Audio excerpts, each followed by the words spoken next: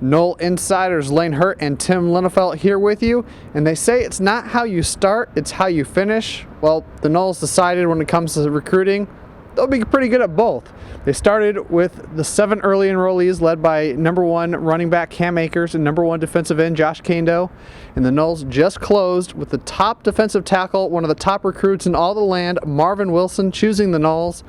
Not a bad way to end a great signing day. No, absolutely not. And you kind of hear the cheers echoing throughout the Moore Center when Marvin Wilson announced that he was coming to Florida State, spurning LSU in the process. And, I was kind of in the middle of writing a story about how National Signing Day had been kind of quiet here in Tallahassee, and that was okay. That's kind of the way it was anymore in college football. And Florida State still had a fantastic class with some great players. Just a lot of them happen to be here already. Certainly nothing to sneeze at. And then Marvin Wilson, I'm going to make that mistake a lot. Marvin Wilson comes in and totally just blows up that notion. But certainly nobody at Florida State is going to be complaining. The number 1 defensive tackle in the country, fills a position of need. You saw him on TV when he made his announcement. Just a mammoth of a player, exactly the kind of player that you need. 1, to succeed in today's college football, and 2, that Florida State just loves to stockpile when you think about the tradition of defensive tackles that have come through here. Derek Nottie, Timmy Jernigan, some of the other guys. That's always a really important position at Florida State, and Marvin Wilson looks like he has what it takes to be a good one. Never doubt Tim Brewster, never doubt Odell Haggins when it comes to recruiting. They always pull through. What's to make of this recruiting class as a whole? We've talked a lot about the early enrollees already, but it seems like the Noles really filled some positions of need, added some good depth, and some guys who may be able to make an impact right away. Well, what jumps out to me, aside from what you talked about, is that, and Jimbo Fisher said, it's a unique class, and they kind of just sort of filled what they had to fill. Just a fantastic stable of running backs, and Cam Akers, Kalen LeBourne, Zaquandre Wright. I don't think there's any doubt in anybody's mind that's the best running back class in the country, maybe the best running back class that Florida State has ever signed. And when you think, back a few years ago when Florida State signed Devontae Freeman and James Wilder, that's really saying something. A couple of quarterbacks. I know some folks out there are worried about quarterback depth given the departure of Sean McGuire and also Malik Henry. So signing 2 guys that can come in, get some reps there is a good thing. Only 1 offensive lineman in this class, which after signing so many linemen last year, I don't think really comes as a surprise. So maybe a different type of class, but certainly no shortage of top-end talent. I think you end up with 4 5-star prospects, of course, highlighted today by the addition of Marvin Wilson.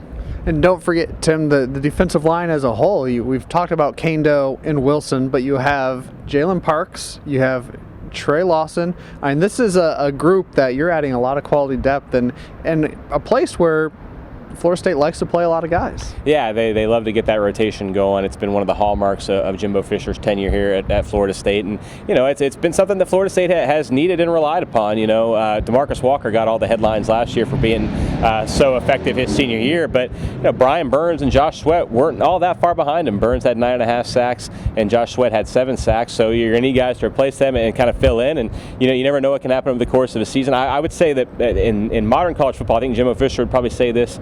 And most coaches would, that outside of quarterback, there might not be a bigger position of need than big defensive linemen. And quarterback, you play one of those. Defensive linemen, you play 4, maybe even 5 sometimes. You're going to rotate them. Those guys get big, so you want to keep them as fresh as possible. So to get as many of those guys as possible is a really good thing. And you saw all year at Florida State, Brian Burns played a lot, Levonta Taylor played a lot, Landon Dickerson, before he got hurt, moved into the starting lineup on the offensive line.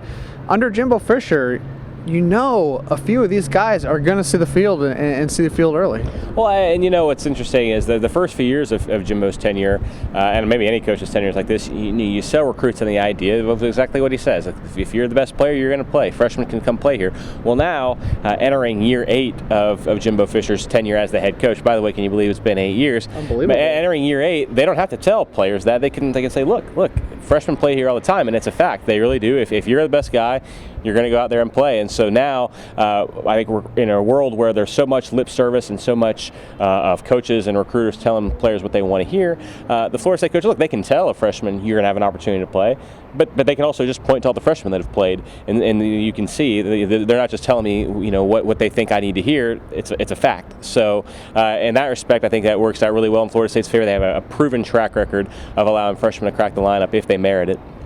There you have it, Seminole fans. Another great signing class from the Noles. If you want to hear the coaches talk about these guys tonight, make sure you check out on ESPN3 the Jimbo Fisher signing day party. I believe that kicks off at 6:30. Yeah, at the Antique Car Museum. Yep. So you'll be able to hear about these guys straight from the coaches who recruited them, and of course we'll have everything you need as Florida State continues to march towards that spring practice.